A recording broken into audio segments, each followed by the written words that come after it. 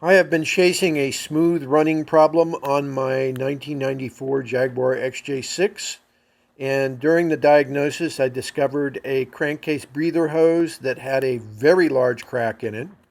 So you can see that here in this photo. I ordered a new one from an online seller on eBay, and I got that installed today, but when I start the car up, I still seem to have a vacuum leak that I can't find.